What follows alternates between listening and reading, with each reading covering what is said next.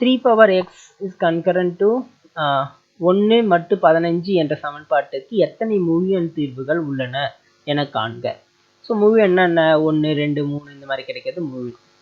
0வும் வரலாம், 1 2 3 4 அந்த மாதிரி எண்கள் வந்து முழு எண்ணாக இருக்குது. முழு என்னென்ன டிவைடர் இல்லாமல் பாயிண்டில் இல்லாமல் இருக்கிற நம்பர்கள் கேட்குறாங்க.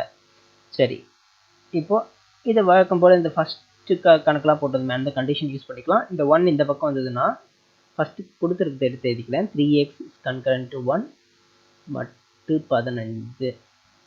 இந்த 1 இந்த பக்கம் வரும்போது 3x மைனஸ் 1 இந்த மட்டு ஈக்குவல் ஆகுது, கன்கரன்சி ஈக்குவல் ஆகுது.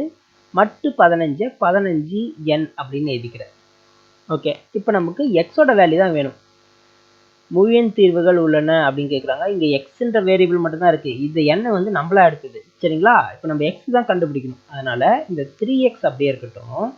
இந்த -1 இந்த பக்கம் வந்ததுன்னா +1 ஆகும். ஓகேவா? இந்த 3 மறுபடியும் இந்த பக்கம் வந்ததுன்னா x is equal to 15n plus 1 divided by 3. So x is equal to 15n by 3 plus 1. So x is equal to 15n divided by 3. இங்கே என்ன பண்ணியிருக்கோம் பாருங்களேன், இந்த டிவைட் பை 3 ரெண்டுத்தையும் தனித்தனியாக பிரிச்சிருக்கோம். இங்கே 1/3 போட மறந்துட்டேன். ஸோ 15n by 3 இதை கேன்சல் பண்ணால் 1 3s are 3, 5 3s are 15 கிடைக்கும். அப்போ 5n plus 1/3 அப்படி கிடைக்கும். ஸோ என்னுக்கு நம்ம எந்த வேல்யூ வேணால் அப்ளை பண்ணிக்கலாம். 0 1 2 3 எந்த வேல்யூ வேணால் அப்ளை பண்ணிக்கலாம். ஸோ இப்படி அப்ளை பண்ணி பார்க்கும்போது நமக்கு என்ன கிடைக்கும் பாருங்க. 0 அப்ளை பண்ணோம்னா நமக்கு ஆன்சர் 1/3 கிடைக்கும்.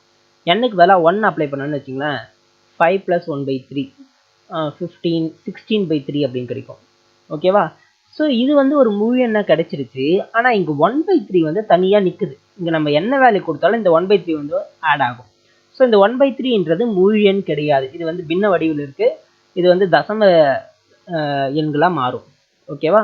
அப்போது எக்ஸுன்ற வேல்யூக்கு இந்த இடத்துல இந்த கணக்கில் நமக்கு முழு எண் தீர்வு கிடைக்கவே கிடைக்காது. கரெக்டாக? நீங்கள் எந்த நம்பர் வேணால் எண்ணுக்கு அப்ளை பண்ணி பாருங்கள்.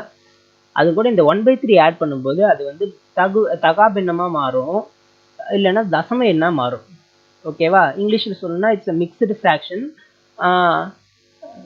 இம்ப்ராப்பர் ஃப்ராக்ஷனாக கிடைக்கும். அப்படி இல்லைன்னா இது வந்து டெசிமலில் கிடைக்கும். சரிங்களா? ஓகேவா? அப்போது எக்ஸுக்கு முழு எண் தீர்வு இல்லை, முழு எண் தீர்வு இல்லை அப்படின்னு எழுதணும். Thanks for watching. Please subscribe our channel.